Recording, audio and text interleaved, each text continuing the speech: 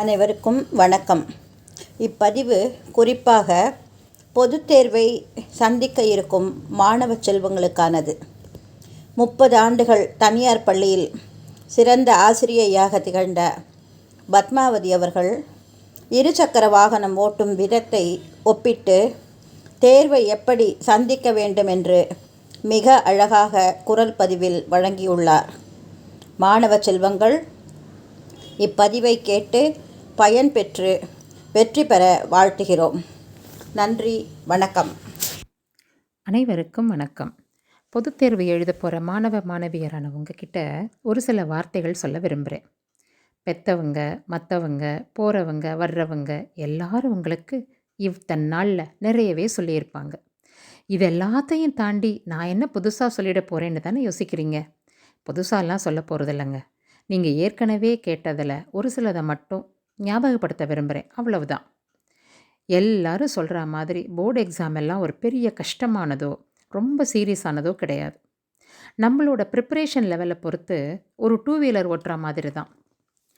நல்லா ப்ரிப்பேர் பண்ணியிருந்தோன்னா ஒரு சாயங்கால நேரத்தில் லேசான மழைச்சாரல் வரும்போது ஹைவே ரோட்டில் ஜாலியாக போகிற மாதிரி தான் இருக்கும். கொஞ்சம் சரியாக ப்ரிப்பேர் பண்ணலன்னா டிராஃபிக்கில் ஓட்டிகிட்டு போகிற மாதிரி இருக்கும்.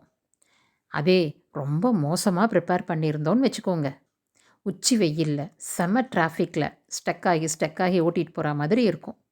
எப்படி இருந்தாலும் ஒரு 2 வீலர் ஓட்டுற மாதிரி தான் இந்த போர்டு எக்ஸாம் எழுதுறது. நான் ஏன் இதை 2 வீலர் ஓட்டுறதோட இந்த எக்ஸாமை கம்பேர் பண்ணேன் தெரியுமா?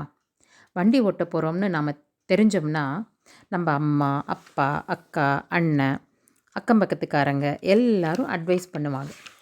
அது எதுவும் தப்பு இல்லை. அதெல்லாம் அவங்க நம்ம மேலே வச்சிருக்கிற அக்கறையில் சொன்னது.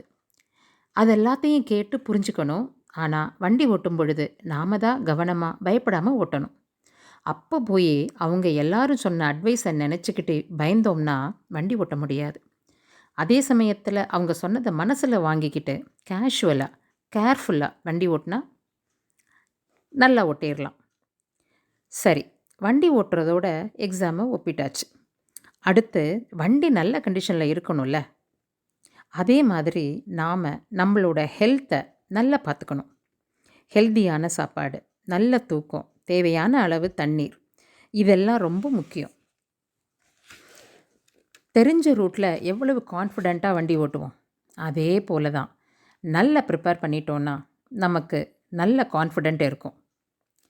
அப்புறம் என்னங்க, வண்டியும் நல்ல கண்டிஷனில் இருக்குது, ரூட்டும் நமக்கு நல்லா தெரியுது, டிரைவிங் லைசன்ஸு, ஹெல்மெட்டு இது மாதிரி இருக்கிறதெல்லாம் எடுத்துக்கிட்டு அதாங்க ஹால் டிக்கெட்டு, ரைட்டிங் மெட்டீரியல்ஸு எல்லாத்தையும் எடுத்துக்கிட்டு புறப்பட வேண்டியது தானே. எக்ஸாமுக்கு போகும் பொழுது ப்ளே கிரவுண்டுக்கு போகிற மாதிரி போங்க, ஜாலியாக, அதே சமயம் கான்ஃபிடெண்ட்டாக போங்க. ஆமாங்க, நம்ம ஹீரோ சொன்ன மாதிரி கஷ்டப்பட்டு போகாமல் இஷ்டப்பட்டு போங்க. ஜெயிச்சுட்டு வாங்க, வெற்றி நமதே.